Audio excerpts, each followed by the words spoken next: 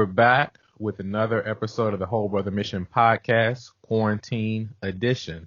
I'm thrilled again to have another partner counselor of the Whole Brother Mission of Mercier Wellness and Consulting. Doctors Jameson and Herdyne Mercier are here with us. How are you guys doing today? We are well. We are well. Thank you for having us. Doing really good. Glad to connect with you.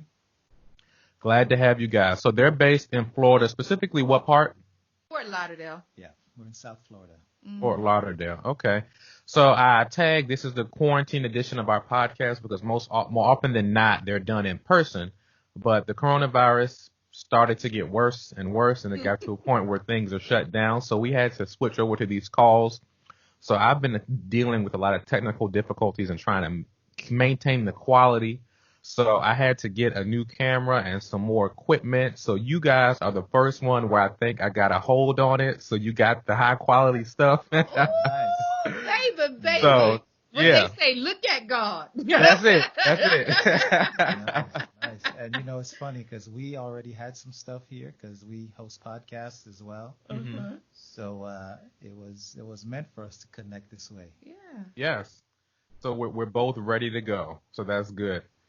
So, individually, obviously, I said partner counselors with the Whole Brother Mission, but I think I'm glad that we're able to have both of you because the goal of today's conversation is just addressing the ideas of couples in quarantine.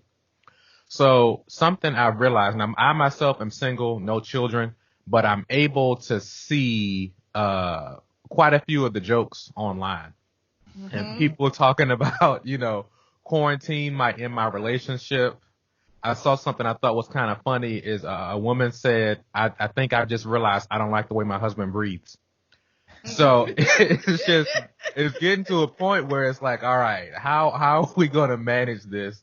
And of course, there's some jest there, but also being stuck in the same place for an extended period of time can be great for some people, but it can also be revealing some issues that are hard to resolve when the world itself is kind of slowing down and all you have is each other. And then let's not consider adding kids to the mix. That might make it even harder. So I wanted you guys, having put effort toward counseling couples and individual counseling as well, to give your wisdom and support to those in need right now. And hopefully, this might seem like an extreme example, but hopefully some of the information you share can be practical and helpful to save a relationship or a marriage during this time, because these times are very taxing as an individual on your mental health, but also for couples. So to begin with, could you guys just bring the audience in on your journey to couples counseling and therapy? How did you get here? Wow. Well, so this past week, in the month of April, not sure when you'll be watching this, but in April we celebrated 13 years. 13 years of marriage. Congratulations. Thank you. I remember. I typically never remember. So, Really? No. So that's the converse of what it normally is. Yes, it is. And I'm not about numbers in this relationship, because you could be married for 25 years and be unhappy. Right. I'm about quality. So I make sure that every day is quality, so I don't have to worry about the number. There you go. I think that'll be a sigh of relief for several men if they had thought that way. Yeah, well, this year we were forced, like everyone else, to tweak and adjust the way we would ordinarily celebrate. And when the outbreak started, immediately I knew a lot of things were going to change, and I think we were looking to go maybe, I don't know, to Vegas or something this year. And we just automatically knew that just wasn't going to happen. And so one of the things we've had to do immediately was lower our expectations. But because we've been together so long, I think one of the things we realize is there's plenty of time for all of that stuff. We've been together. We've gone to school together. We're both licensed social workers. And the marriage and family therapy aspect is something that I delve deeper into. And so that's my sauce. And Herdyne, that she'll talk a little bit later about hers being grief. Mm-hmm. And while they may appear different on the outside, they really are connected. Particularly in this season with the coronavirus, there is an undertone of grief that we're all feeling. Mm-hmm. Yeah. And when you talk about couples and relationships, it's further complicated by the fact that our usual coping skills, our usual coping mechanisms, be it the gym, be it a movie, concerts, trips, those are not available to us. Right. You know, so that's a piece that's really taxing for couples. And so the years that we spend working with couples, building the practice, even in our own experience, Mm-hmm. you talk about kids, we have 3 of our own. Mm-hmm. So we've been able to put all those things. It's almost like we were preparing for this season, Yeah. you know? When we were celebrating, I went on my social media and I was like, I'm just going to reminisce since we can't go nowhere. Mm-hmm. I'm going to reminisce. And I was so grateful in that moment because oftentimes you'll hear, I wish we did. But when I looked back in these 13 years, we've celebrated when we had the time. We didn't wait. So if there's anything I would tell couples is celebrate when you can, because waiting will rob you of the opportunity and experience that you can't get back. Yeah. I think about one of the times that I put up our 10-year wedding anniversary. Jameson in my family, Jameson planned a whole 10-year wedding anniversary surprise in Bahamas. I had no idea. My family was there. Everyone was waiting. I had no idea. And so we couldn't celebrate it the way we wanted, but we made the memories. All right. I think that's been an undertone in our relationship, Mm-hmm. to do what we can when we can, Mm-hmm. because it's those kinds of memories in part that have been helping us while we're locked down, you know, and unable to do anything. And it's from him picking out the dress, to picking out my favorite colors that we walk down the aisle. It's the details in the day. And just like I told you, sometimes we look at the year, but it's the details in the relationship that makes the relationship. Mm-hmm. And so it's funny that you say, I read somewhere or heard someone say about 2 weeks or 3 weeks ago that divorce is going up. Yeah. The divorce is going up because people now are forced to deal with their issues. Right. Where before they went to work, so they avoided. They went out with friends, so they avoided. But now those things cannot happen. And this sense of normalcy, what I call in the grief world, I coin it as pacifying behavior, where we would use our job, we would use other things, so we don't have to really deal with the internal issues that we're having. Mm-hmm. Yeah. So I want to start with this because I thank you for the introduction, because I think it gives people some really good context for you guys' perspective on how you approach it, because a lot of people come at the relationship stuff a lot of different ways. I appreciate the way you're looking at it because it puts more emphasis on real connection rather than vanity. And I think a lot of times what is presented, you know, a lot of us, our understanding of relationships came from the movies or the TV shows where it's like things that are nice but may not always be the case in a real relationship. You know, there's highs and lows. Things go up and down. It's not always the perfect thing. But if you go in expecting the highs all the time, you'll be severely disappointed. Absolutely. Because that's just not how any real one works. So what I wanted you guys to speak to from both a man and a woman's perspective is, what do you do, whether it's during quarantine or if this was happening in your relationship before quarantine, what do you do when you feel disappointed with the person that you're in love with? You know, that's a really good question. And last month, we did a 4-part series on communication. Mm-hmm. Everyone talks about communication, either the lack of it or not knowing how to do it. And we delved over 4 weeks into that. What we do and have done is had those hard conversations. Okay. The uncomfortable one. Very uncomfortable conversations. So we have literally gotten comfortable with being uncomfortable during our conversations. And that's the key for us. Yeah, we recognize that difficult conversations is a part of being together. Right? We're not just going to sit here and have all the pleasantries and talk nice, because that doesn't do anything. If anything, that just sets you up for a much bigger heartache down the line.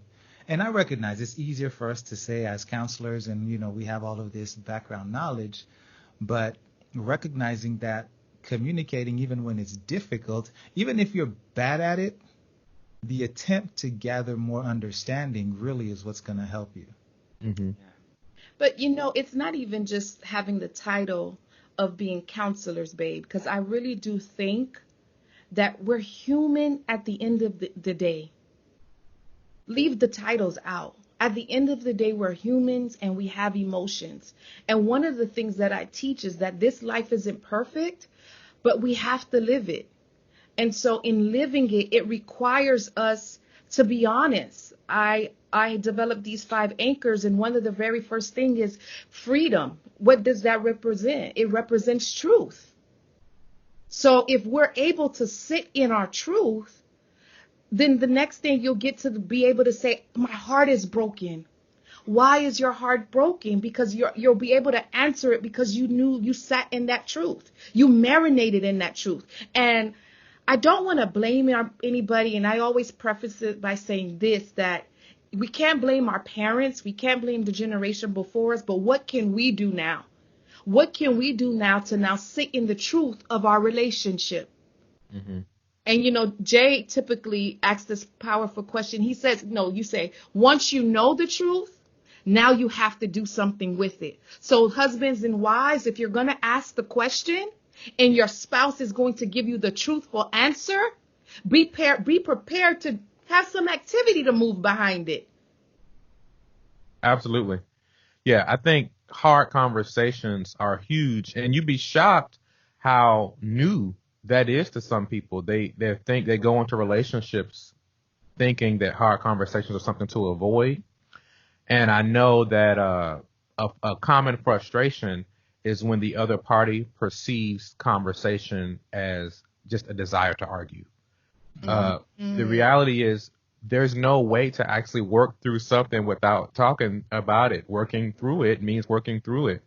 Right. But many of us come into relationships with a norm or the baggage of avoidance type behaviors. Right. So next, what I want to transition to is, and you can speak to this from a woman's perspective or a man's perspective, or you can speak about the other gender as well, things you've observed. Like Herdyne, you may say, well, this is sometimes where men miss it, or Dr. Mercier, you might say this sometimes where women miss it, whatever the case may be. But what are some things you see that may be exclusive to gender or may not, that are unhealthy behaviors that may be hindering the growth of the relationship? One of the things, that just comes to mind real quick is these norms about roles, right? Prescriptions of gender. And if nothing's been highlighted during this quarantine, it's definitely been that piece, because you may have lost a job as a sole breadwinner, or you may be able to work from home as the wife, when before that was being dismissed, but now that may be the only source of income, right? So now you're forced to have to adapt to that. You're forced to have to look at what you thought it meant to be the man or the woman. One of the things I know that's not quite common, this was a personal experience of ours. When our children were born, I was a stay-at-home dad. And I went to work. And my wife worked. Not because he didn't want to. Now, I need to let that be known. He couldn't find a job with the master's degree. He had big hopes, big dreams, and that's not what the cards dealt us. And so we looked at each other and say, what do we need to do? That's another powerful question you can ask in this season of quarantine. What do we need to do to survive this season? And for us, that looked like me going to work 30 days after having our firstborn, Azriel. Then it looked like me going back to work 14 days after having our third born, Jason. And so Jameson was in school. He was getting his PhD. I'm talking about, I watched this man put in application after application after application. It wasn't working out. But what was working out was me, Herdyne Mercier, his wife, his life partner, becoming the financial provider. And we made it work. Right. I don't want to make it seem like it was easy, because Wifeidence was built out of it. Mm-hmm. Wifeidence was built because Wifeidence represents, in that process, I was so busy putting a mask on Jameson. I was so busy putting a mask on the kids. I was so busy putting on the mask on my mom and everybody else that I did not put the mask on me. And literally, his big celebration, surprise trip to Jamaica, big PhD party. I come back and I look in the mirror, because we did it for 8 years, babe. Yeah. 8 years. I come back and I look in the mirror and I don't know who the hell I am. Mm-hmm. Scary. And so my only thought then is to look at Jameson and say, I think I want a divorce. Because that was the only way I thought would help me to go then find myself. I forgot what my favorite color was. I forgot the reasons why I laughed, because I was so busy putting a mask on everyone else around me. And so Wifeidence was developed to telling women, yes, you can love and support your man. I love this man dearly, but I got to put the mask on my face first. That's a great point. So I want to come back to what got you there, to the point where divorce was a thought, because I think that's very real, the idea of leaving for a variety of reasons.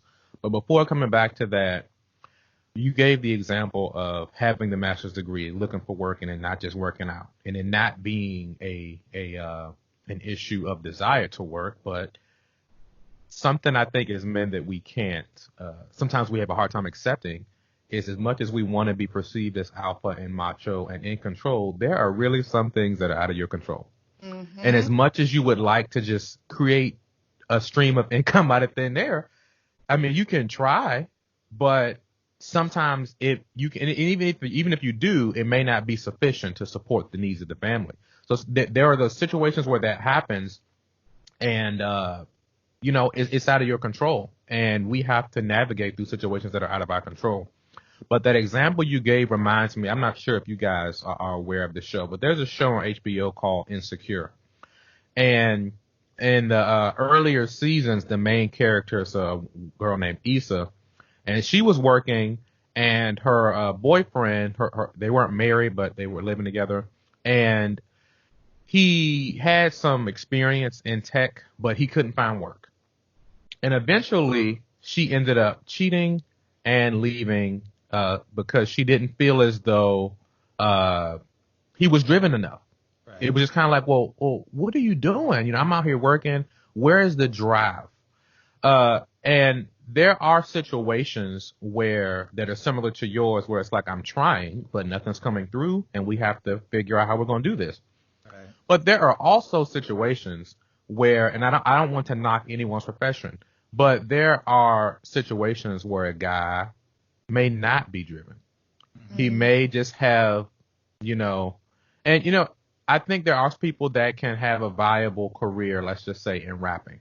Mm-hmm. But there is the ongoing joke of, all right, you in the studio just making songs, but what are you doing for us now? I know that's your dream, but there may be things that guys are interested in, but they're not holding up the end of the bargain, and also not willing to explore things that they don't want to do that could still help them to provide. So could you help for those listening, specifically women, where is the line between being a ride or die for a guy who just has hit a hard time versus realizing you're dealing with a man who's just not driven enough to take on that responsibility? Where is the line? I'll speak on I'm that. sorry, I can't speak. I will speak on that. And this is the line, the action, the words. Like, they're not just words, there's some action behind it. And I totally forgot about this. So you bringing back some memories for me. He could not find a job with a master's degree. You know what my husband did? He started delivering newspaper, with a master's degree. And he still wanted to then bring in some additional resources into our family. He started delivering sushi. I hated sushi. He delivered sushi so much that now I can eat it cooked. I always say it got to be cooked now. Got to be steamed. I can't have it raw. But the action, the activity behind it is saying, baby, I'm working on this degree. I know you got the bulk of the money. You're bringing in the bulk of the money, but this is what I can do. I can get up at 5 and go deliver some newspapers. I can get up on the weekend when I have those free times and deliver sushi. There was no pride with him. So I can be a ride or die too. Yeah, I recognized early on that, hopes and dreams are great. And, when your passions and your priorities are in conflict, you got to make some hard choices, So my passion was to build a practice and to, do this thing and do school. But I also had kids to feed. And that experience also taught me that women, and again, I know I'm generalizing a bit, just indulge me for a little bit, but women, at least in the case of my wife, she needed a sense of security. And in that position, I couldn't, at the time, I couldn't afford a ton of security, but I could do some things to let her know that I was working toward that. And the idea that I was trying to provide it gave her it allowed her not to panic. Now, what I also realized was I got to continue to build on that. I can't just get here and stop right here if I want to maintain what we have. So I knew if my wife was okay, then I can build on my dreams. If she had that security, if she felt like we were going to be okay, and I did what I had to do, then what I needed to get done wasn't going to be an issue. And I think during those hard times at the end, when everything was like, you're probably thinking you stayed there for 8 years. You went through, he got the PhD, and now you're thinking you're going to walk out the door. Are you a crazy lady? I wasn't crazy. It was more important to me that I found myself than being connected to a man. It was more important to me that I found myself, wifeidence. So when I walk around in these streets, I know who I am individually. He can be gone tomorrow, but Herdyne Mercier will be Herdyne Mercier. Now, the beauty of being in this relationship is that we love being together. Yeah. You know what happens to a lot of couples? And I reflect on our marriage. I think a lot of couples, people say they get married young, but it isn't necessarily about getting married young. I think people get married before they know who they are and what they want.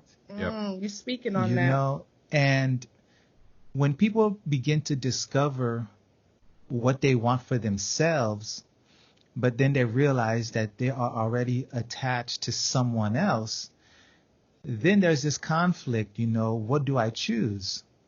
And so some relationships will end because of that conflict. It's just a fact. Yeah. Yep. And then there are those who are able to navigate that. And even as we're having this conversation, there are couples right now who are realizing that while I love you, I'm figuring out some things about myself that maybe I need to go and explore, and they feel unable to explore those things while married or in a relationship. And the truth is, you still can be in a relationship and explore those things. It just requires work. I recognize how I was growing and how Herdyne was growing and changing. And I tell everyone this all the time. The divorce was not it was not my idea. But if she felt she had to go, then that's what it was going to be, you know? But I must preface this and say, he saved our marriage. How? He came to me and says, babe, I can't do this on my own. Let's go into therapy. This is counselors, right? You know, licensed clinical social workers, right? PhD, marriage and family therapy, right? And I looked at him, I was like, I don't need no counseling. I don't need no counseling. Yeah. You know, how that was pride. Mm-hmm. And I look back and I say, babe, you saved our marriage.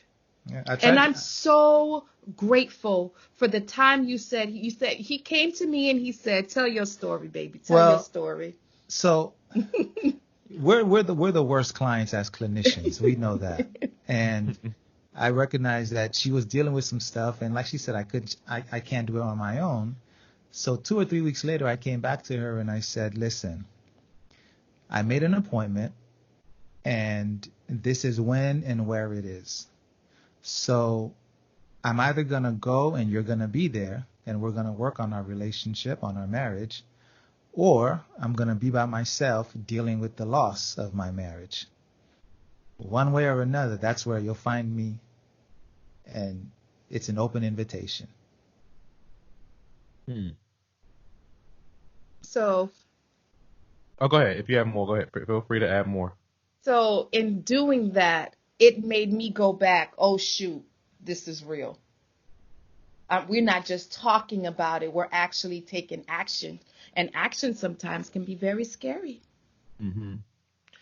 So I think that's key, because unfortunately, in my experience from speaking with, partner counselors within the Whole Brother Mission, and then anecdotal experiences with family and friends, obviously couples go through issues. That's normal. I don't think anyone's on a debate that, oh yeah, relationships are just smooth, no problems.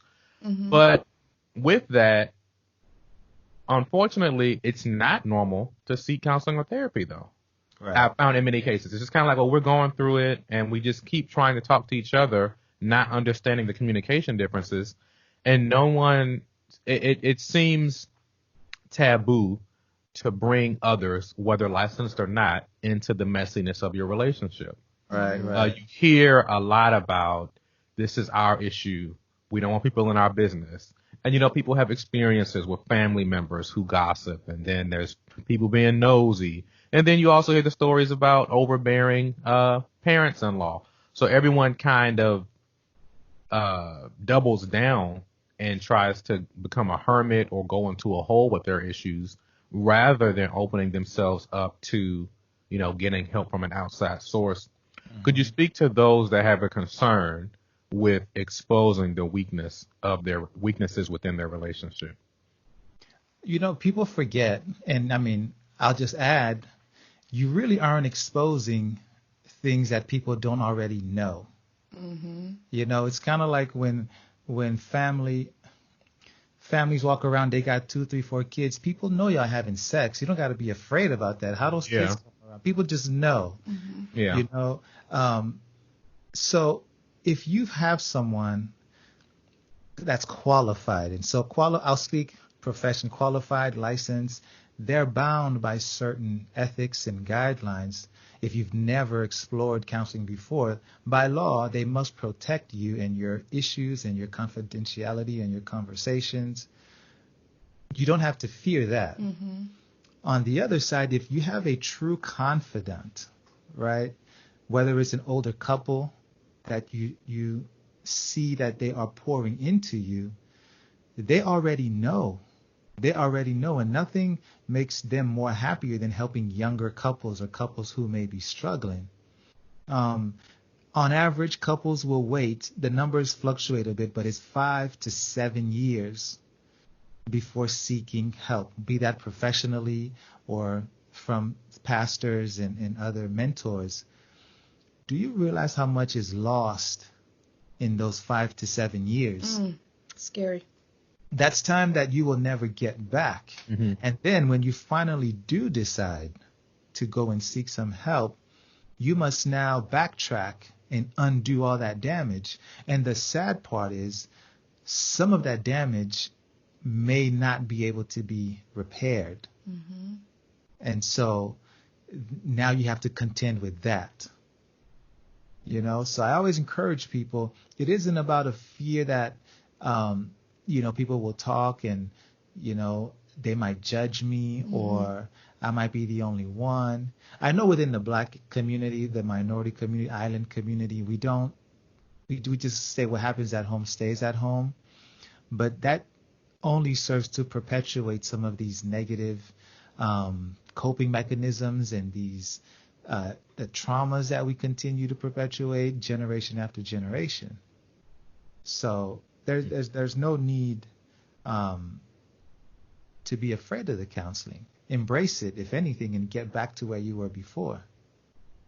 And I think that's where Manfredent was developed, babe, because Manfredent has these manifestos. You can do the honor of explaining it and do it justice better than I do. Well, so one of there are 5 though, the Manfredent Manifesto, and it's about rewriting that script about manhood, a lot of the fears and issues that people carry with them, some of these false ideas that we may hold about manhood or what manhood means, what we bring into relationships. In particular, there's one that speaks about being an anchor for your family. And if you are really going to anchor down, you got to do some things. You got to have those conversations. You got to reach out, because you can't do it. And you said this earlier, Maliek, you can't do it by yourself. There's no way. I think my favorite manifesto in this one is be a man is offensive. When men hear that, that's offensive. If they show, especially for me around the grief area in my expertise as a chief grief crusader, and just on my mission as the host of Redefining Grief podcast, it's showing that men have emotions too. And they should not be muffled because they show any signs of tears or concerns or have fears. Men need wives. Wifedence, if you want to be wifedence, men need wives who can embrace them during those times of vulnerability. Mm-hmm. Definitely. 2 more things, and then we'll transition. Mm-hmm. One, since you just said that, I'm intentional about taking note of different things that people put on social media, because it's interesting how oftentimes people vent about frustrations about their significant other or relationship history on social media. They just write about it. Mm-hmm. These women this, these men that. Mm-hmm. And it's interesting to me because I realize that although there's this notion of men not having emotions, when a single man is writing on social media about his previous experiences with women, I think that lets me know that some emotions are there and there's some unresolved issues. You're upset about how that thing went. Or when celebrities do certain things, the reaction to what celebrity couples do ends up revealing some unresolved issues. I know that a while ago it was Steph Curry and his wife, and then more recently it was Boris Kodjoe and his wife, where pretty much the wives were expressing the idea of, even though they're married, they still want to be desirable. They had gotten to a point where their identity seemed to just be the wife, rather than the wife of the main person, rather than being an individual themselves. And a lot of men didn't get it. It was like, well, if you're married to me, why are you worried about, so that whole dynamic played itself out. But I bring that up to say that a lot of times there's this, a misunderstanding about how we should relate to one another. Mm-hmm. So in terms of that idea of men not supposed to, be worried about this or have these emotions, another notion that I see pushed a lot, I think it's based off of bad relationship history. It's, one bad thing happens in a relationship and then people generalize about all men or all women. Right. And one of the things I hear a lot is men saying, and some women saying too, but mostly men saying, you don't need to be emotionally vulnerable before the woman you're with. Women don't want to hear a man complain or whine. You have to just man up.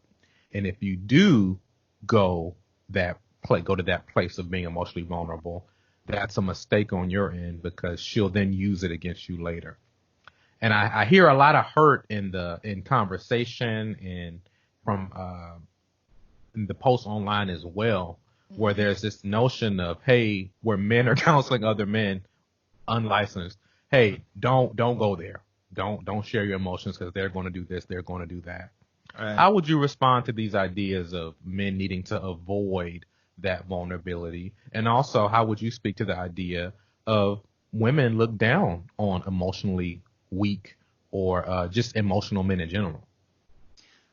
So that, and I've seen some of those same comments. I think I recall when I was watching that episode where that you were having this same conversation.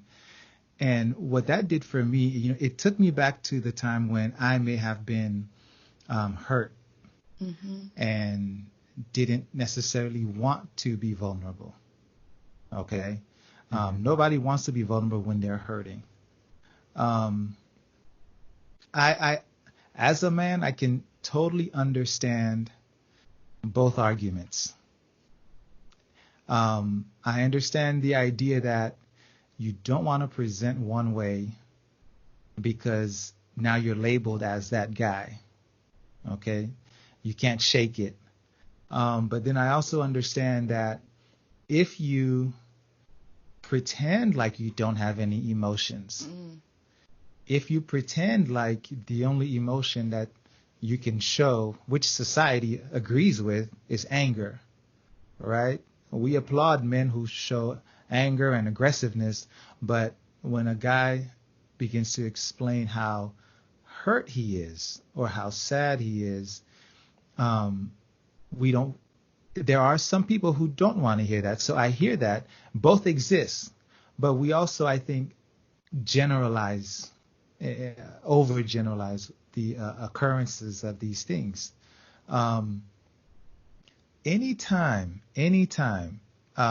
we try to avoid being vulnerable, we only deepen that pain. Mm-hmm. We dig that hole deeper. We make it much harder to come out. Mm-hmm. We find some of these negative coping strategies. We find some of these poor ways of dealing with it that further hurt us. Okay, now speaking specifically to men. Being hurt and relationships go hand in hand. There's no way to avoid it. Yep. The interesting thing is you can be married and you think you can be vulnerable in your marriage, and then have your own wife turn and say to you, "What's wrong with you? Stop crying." And so it isn't only in dating relationships or casual relationships, even in your own marriages and committed relationships, this phenomenon continues to happen. And I understand I can encourage men to not hide behind it and try to mask it, but they're going to have to work through that. And working through it alone is hard. This is why I applaud groups of men who support men, because there are some conversations, unfortunately, you can't have with just anybody. Mm-hmm. Same thing with women. You got to give it and have it given back to you in a way that, you will understand, where you won't be judged.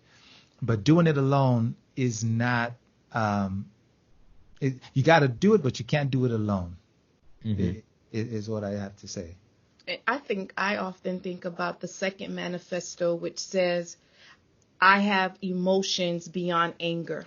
That's the men. Like, I loved when he put those anchors together for the Manfinite brand, is because, yes, you do. You do have the right to have another emotion besides anger. You do have the right as a man to cry. You do have the right to be pissed off. You do have the right to just say, you know what, I ain't with it right now. Yeah. You have that right. Definitely. And I think it's really important to hear that. It's one thing when men say it to other men, but I do think that the words of women can move men in a way that others can't. So it's important to hear that from a woman and from a wife as well, because it's like, oh, okay, is it? Because men will move heaven and earth for a woman whose voice that matters to them, whether it be mom, sister, wife, or girlfriend. So I think it's important to hear that from the other side as well. Mm-hmm.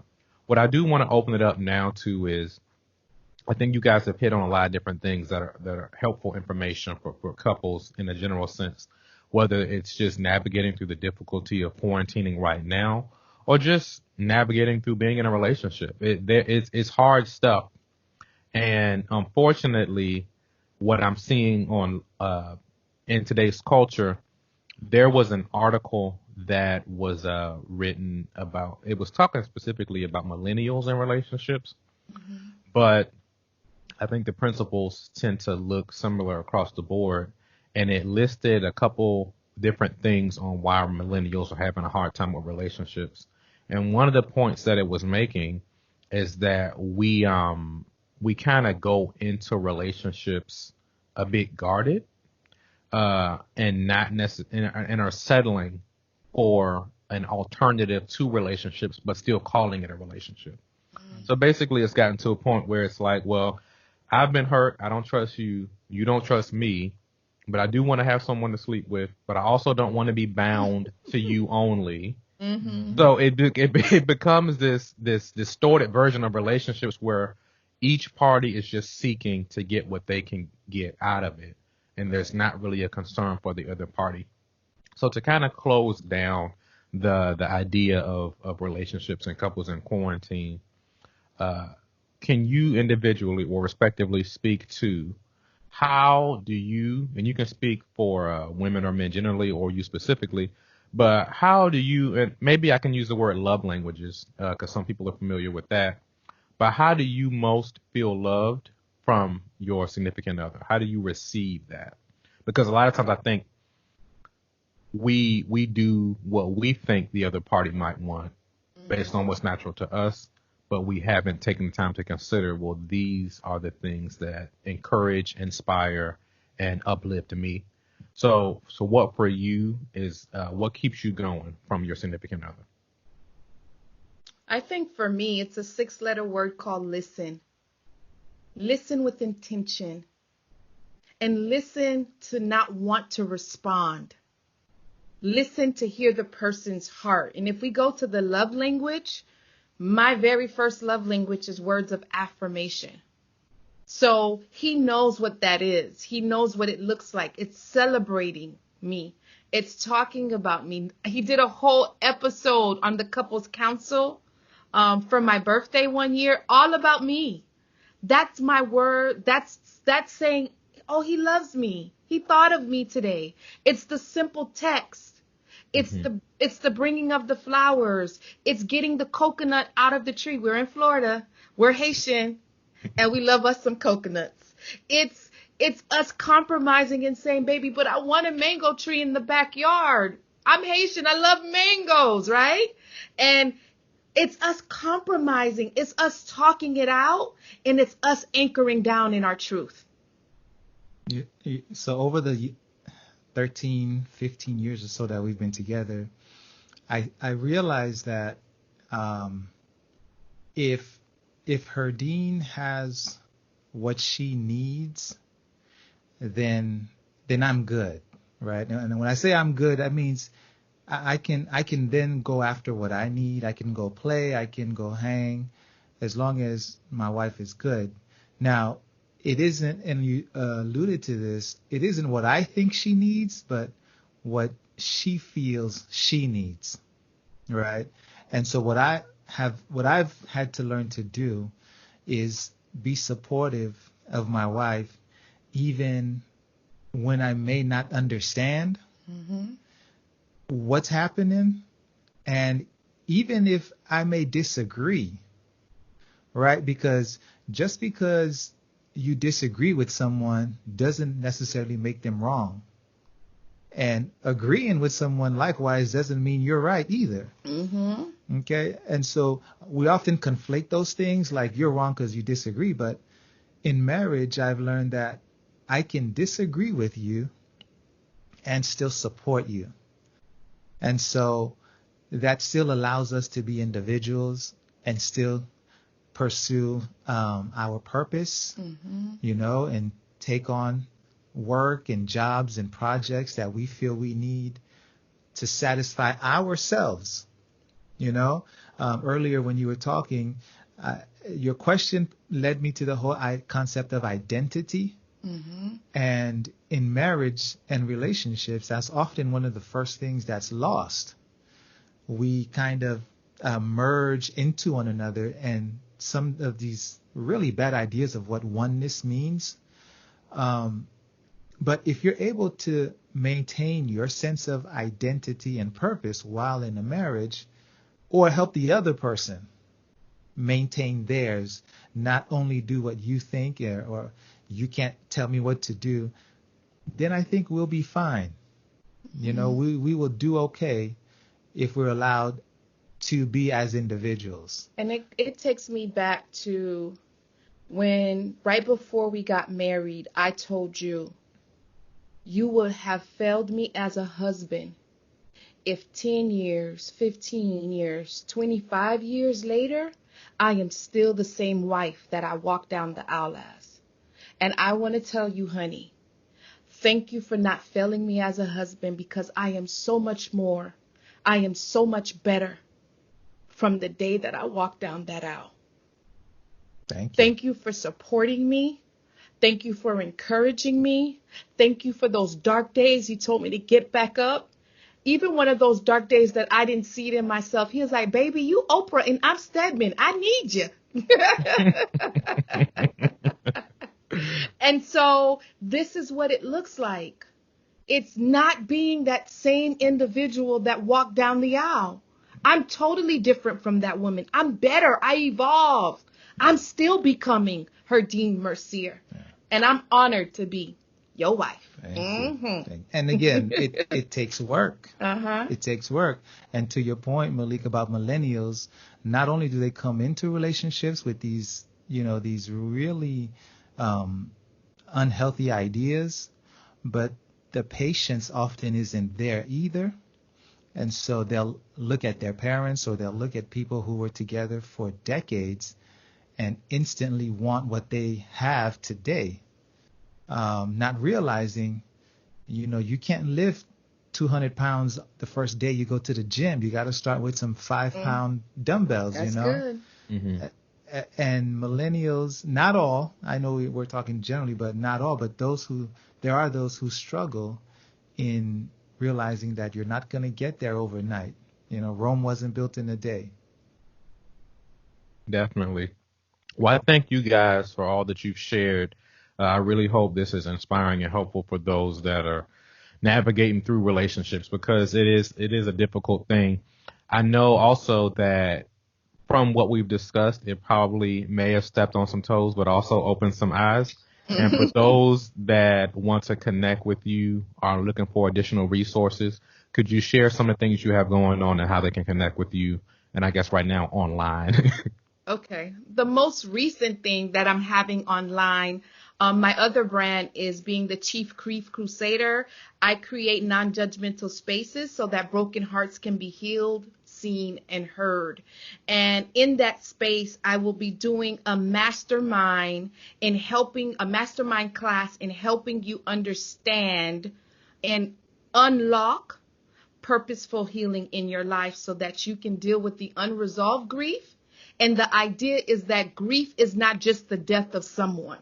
In this whole COVID season, you're grieving the loss of your job. You may be grieving the loss of realizing, oh, shoot, we really not that good. You may be grieving the fact that your loved one is ill and you cannot go to the hospital. You may be grieving the fact that you did not get to say goodbye. You did not get to be by their bedside.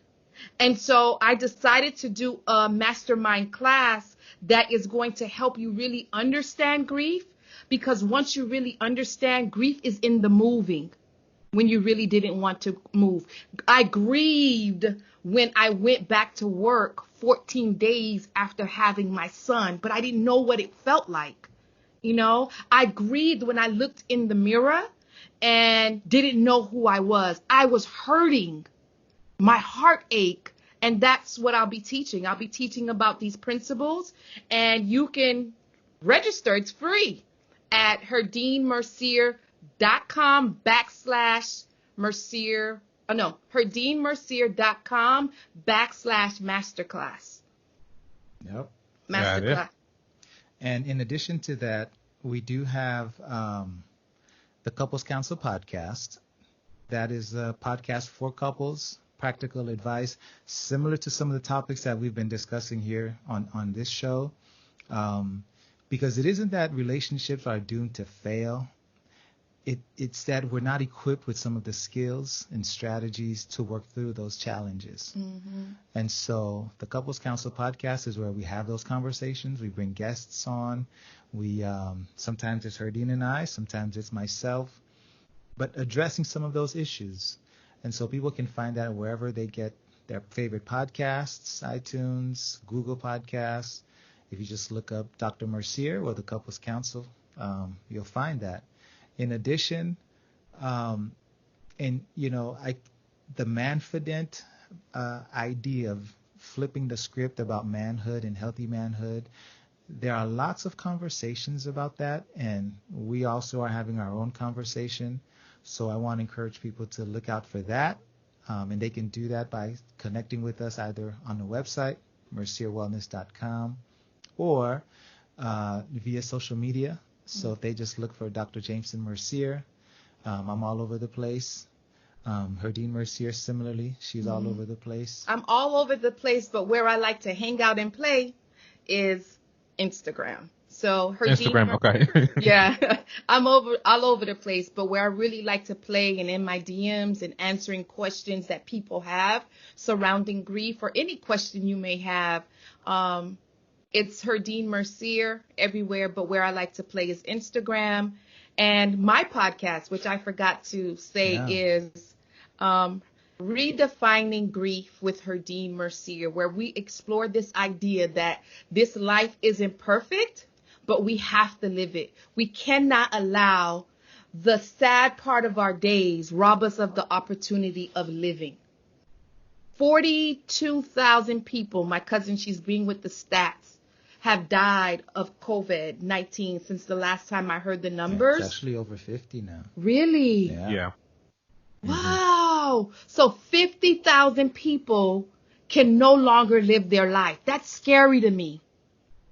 So my job is to helping you grieve and find purpose. That's my coaching program. From grief to purpose. I'm your girl, Herdyne Mercier. Perfect. Well, thank you both for joining us. We appreciate all that you've shared, and I hope that people can connect with you beyond here, because grief is a real thing, relationship issues are a real thing, and just mental health in general is something that I think some communities haven't put enough attention toward. Coping mechanisms that aren't beneficial just keep the cycle going. So I hope we can break that. So thank you again. This has been the Whole Brother Mission podcast.